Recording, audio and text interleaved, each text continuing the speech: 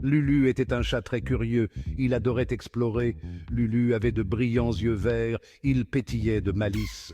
Toujours à faire des bêtises, c'est moi. Lulu vivait dans un petit village. Il était niché entre des collines verdoyantes. Tout le monde dans le village connaissait Lulu. Il se retrouvait toujours dans des situations amusantes. Par un matin ensoleillé, Lulu explorait le marché du village. Il reniflait les paniers de fruits colorés et évitait les chiots joueurs qui couraient sous ses pattes. Puis, quelque chose de brillant attira son attention. Derrière une pile de foin, Lulu trouva un œuf scintillant. Il brillait de 1000 couleurs. Lulu n'avait jamais rien vu de tel. Il poussa doucement l'œuf avec son nez. Qu'est-ce que ça peut bien être? Soudain, l'œuf se fendit. Un poussin jaune et duveteux, avec de grands yeux brillants, en sortit. Le poussin piailla et battit ses petites ailes. Bonjour, je m'appelle Pipo. Merci de m'avoir libéré de cet œuf. Lulu était stupéfait. Ce n'était pas un poussin ordinaire. Pipo était magique. Waouh, un poussin magique. Ça va être amusant. Lulu et Pipo devinrent rapidement les meilleurs amis du monde. Ils vécurent d'incroyables aventures ensemble. Pipo utilisait sa magie pour faire pleuvoir des bonbons du ciel. Les enfants du village étaient ravis. Regardez, il pleut des bonbons, c'est incroyable. Pipo pouvait aussi parler aux animaux. Lulu et Pipo prenèrent le thé avec les éramureuils et jouaient à cache-cache avec les lapins dans la prairie. Leur journée était remplie de rires et d'amusements.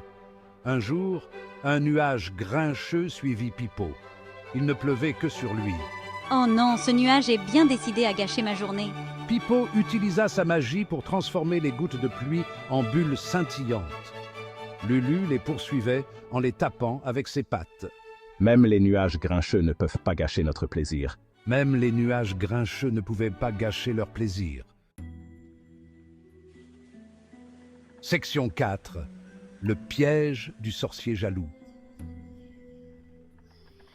La rumeur de la magie de Pipo se répandit dans tout le pays. Elle parvint aux oreilles d'un sorcier jaloux nommé Zordon. Zordon vivait dans une tour sombre. Il voulait la magie de Pipo pour lui tout seul. « Je dois avoir ce poussin magique !» Un soir, Zordon se faufila dans le village. Il tendit un piège à Pipo. C'était une cage faite d'ombre.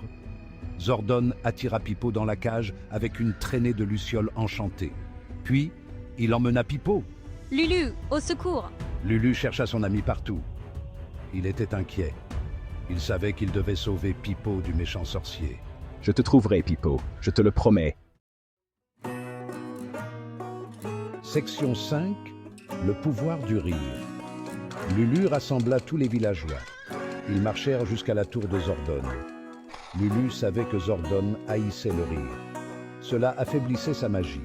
Tout le monde, nous devons rire, chanter et être aussi idiots que possible. Les villageois se tenaient devant la tour. Ils racontaient des blagues et faisaient des grimaces. Ils chantaient des chansons idiotes et dansaient comme si personne ne les regardait. Le son de leur rire résonnait dans l'air. Toc, toc, qui est là? Bou, Bou qui? Ne pleure pas, c'est juste une blague. La tour de Zordon commença à trembler. Les ombres qui retenaient Pipo captif vacillèrent et se dissipèrent. Pipo était libre. Il s'envola vers Lulu en piaillant joyeusement. Lulu, on l'a fait? On a vraiment réussi? Section 6.